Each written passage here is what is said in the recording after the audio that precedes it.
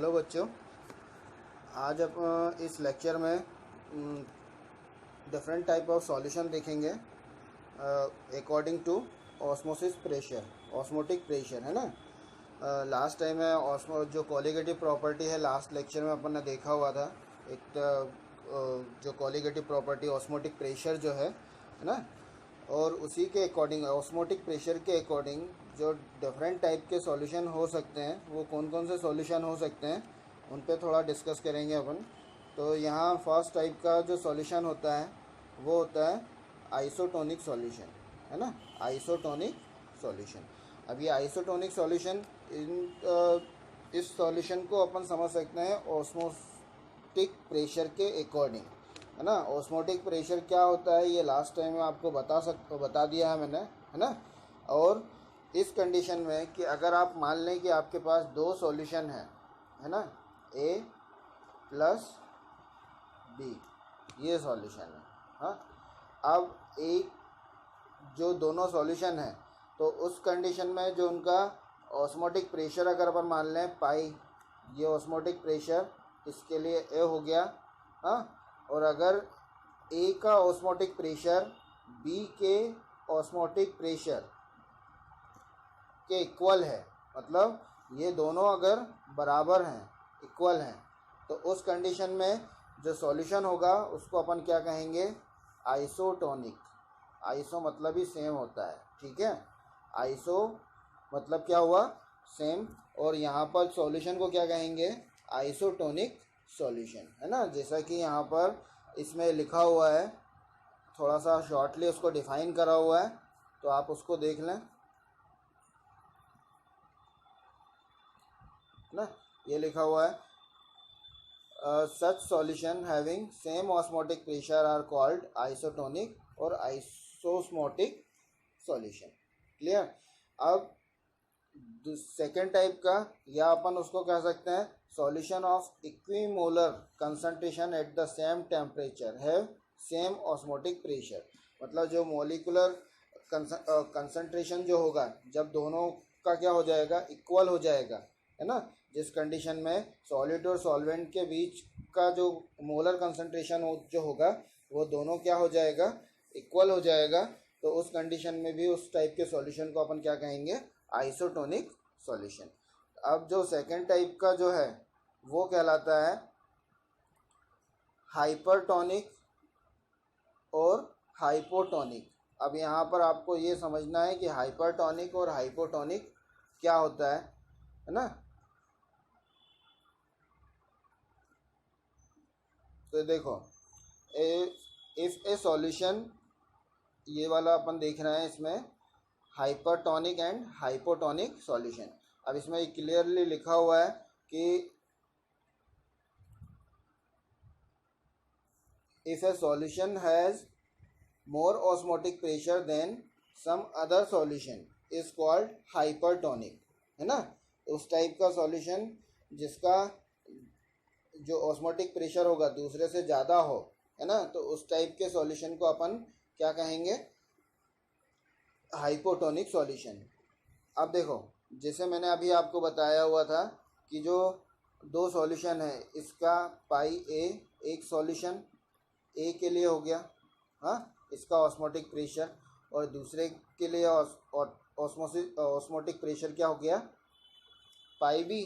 अब ये दो सॉल्यूशन के ऑस्मोटिक प्रेशर, अब अगर ये दोनों क्या है, इक्वल है, तो उस कंडीशन में उसको अपन कहेंगे आइसोटोनिक सॉल्यूशन।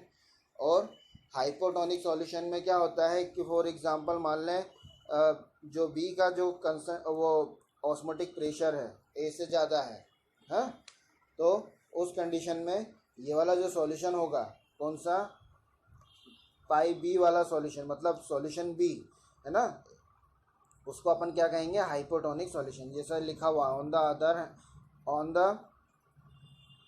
अदर हैंड, है ना।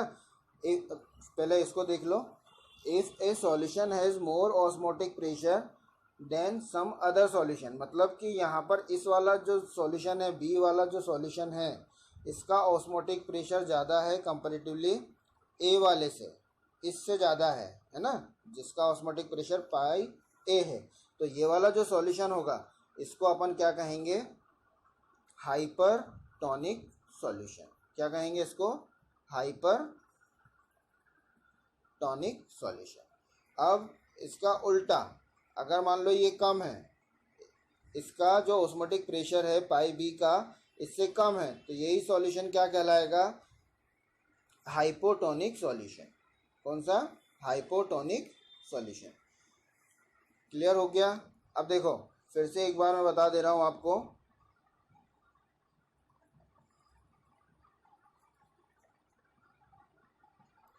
ध्यान से समझ लेना। इन शॉर्ट इसमें मैं आपको इसी तरह से सिंबलाइज करके बता रहा हूं कि pi A equals to pi B, ये वाला जो सॉल्यूशन होगा ये होगा आइसोटोनिक। ठीक है, ये कौन सा सॉल्यूशन होगा, आइसोटोनिक। और फिर जो हाइपोटोनिक सॉल्यूशन या हाइपरटोनिक सॉल्यूशन है, तो अगर पाई ए है ना pi A is less than pi B, मतलब यहाँ पर पाई ए पाई बी का मतलब हुआ osmotic pressure of A, osmotic pressure of B. ठीक है, तो यहाँ पर pi A is less than pi B, तो इस टाइप का जो सॉल्यूशन होगा ये कहलाएगा हाइपोटोनिक, हाइपोटोनिक।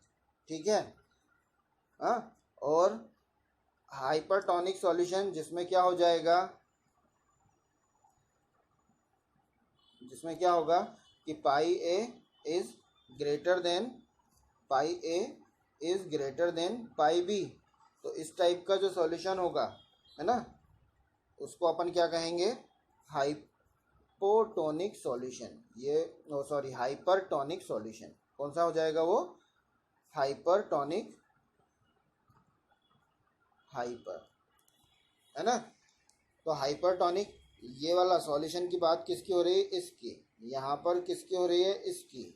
हाँ, तो ये तीन टाइप के सॉल्यूशन हो जाएंगे अकॉर्डिंग टू ऑस्मोटिक प्रेशर, है ना, आइसोटोनिक और हाइपरटोनिक और हाइपोटोनिक। ठीक है, अब इसके बाद जो अपन देख रहे हैं next, reverse osmosis and desalination of sea water. अब ये बहुत सिंपल सा है, इसमें इसको आप इस तरह से समझ सकते हो कि ऑस्मोसिस जो अपन ने पढ़ा हुआ है ना, तो ऑस्मोसिस में क्या होता है कि जो लो कंसंट्रेशन का मूवमेंट जो होता है वो कहाँ पर होता है, हाई कंसंट्रेशन सॉल्यूशन की तरफ, है ना। और उस कंडीशन में अगर जो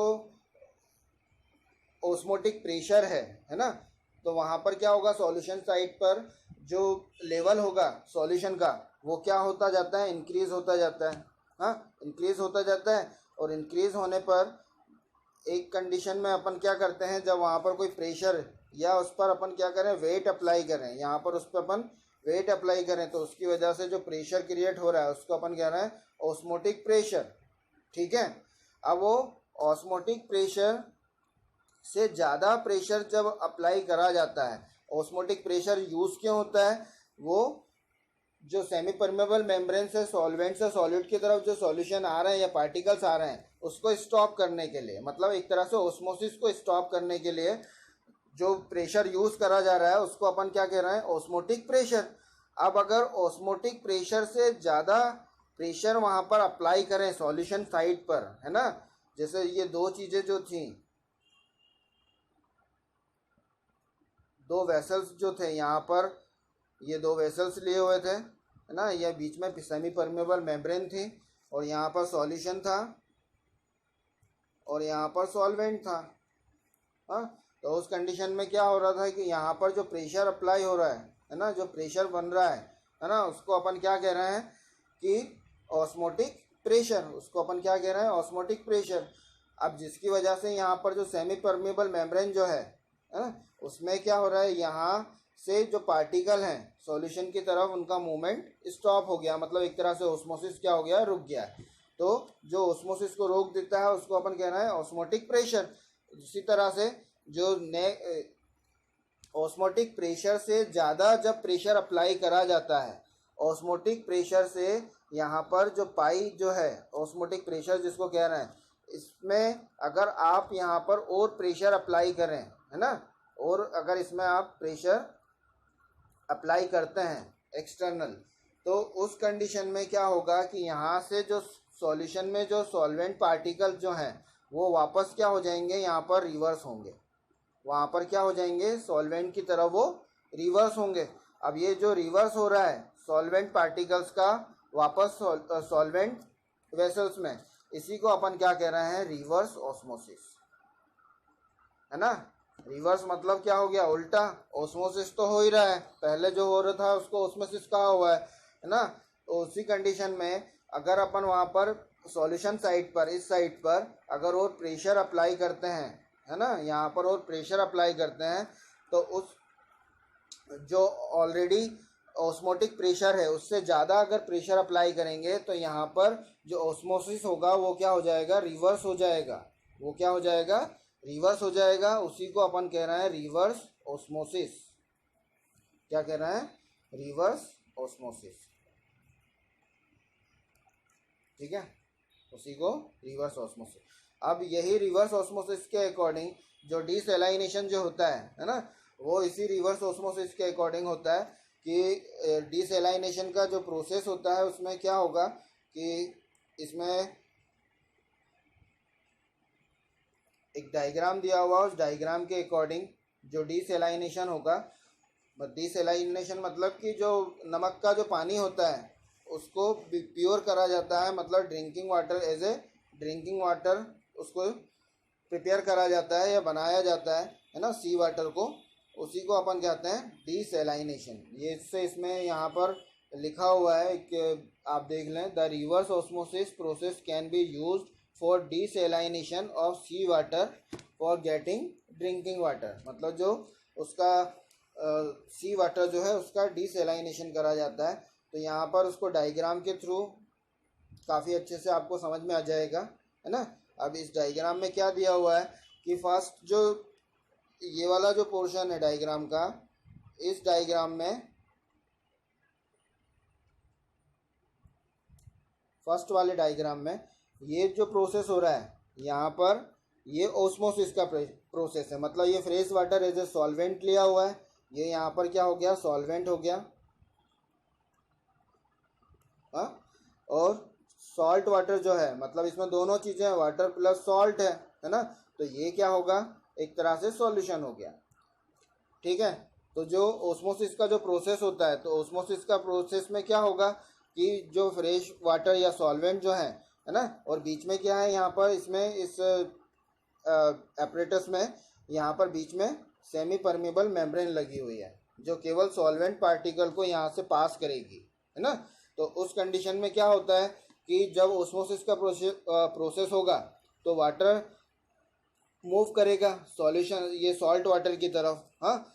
अब उस कंडीशन में ये जो कैपिलरी जो है एक तरह का इंडिकेटर है ना, वो धीरे धीरे क्या होता है, ये इंक्रीज होता है, ये क्या होगा, इंक्रीज होगा, है ना। अब इस कंडीशन में या अपन कहें कि ये जो प्रेशर अप्लाई होगा, ये तो बाद में यहाँ पर प्रेशर अप्लाई होगा, अभी फ़िलहाल अपन इसको समझ लें कि इंडिकेटर है, जब यहाँ से सॉल्वेंट जा रहा है तो ये इसका जो लेवल होगा वो क्या होगा, वो बढ़ेगा, है ना, और एक जगह पर जाके वो कांस्टेंट रुक जाएगा, मतलब वहाँ पर ऑस्मोसिस का जो प्रोसेस है वो लगभग क्या हो गया है, कंप्लीट हो गया है, हाँ। तो इस कंडीशन में जो फर्स्ट वाला ये वाला जो डायग्राम है यहाँ पर, ये जो बता रहा है ये ऑस्मोसिस का बता रहा है।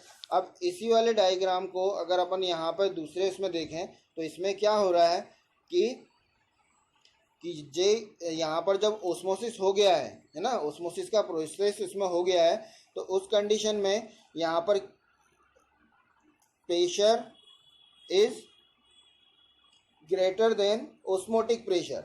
अब यहाँ पर इस फार्मूले को आप देख लेना, यहाँ पर प्रेशर जो ऑस्मोटिक प्रेशर तो वहाँ पर है ही, है ना, और उसके अलावा जब उस पर और ज़्यादा प्रेशर दिया जा रहा है ना, मतलब pressure is greater then osmotic pressure, तो ऑस्मोटिक प्रेशर से भी ज़्यादा प्रेशर जब उस पर दिया जाएगा तो ये जो सॉल्वेंट होंगे इस सॉल्यूशन के, वो वापस कहाँ पर आ जाएंगे, इधर रिवर्स हो जाएंगे, ठीक है।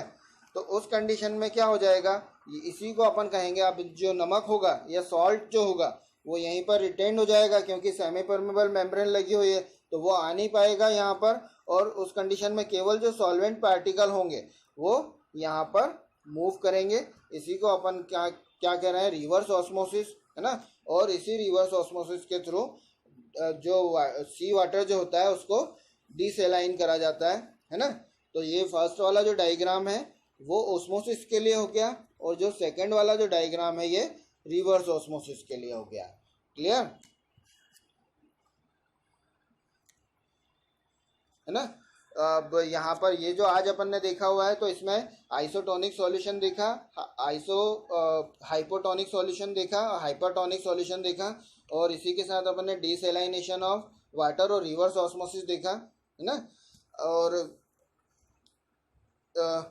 इस जो इसकी पीडीएफ जो है ना, तो इसकी पीडीएफ भी आप डाउनलोड कर सकते हैं।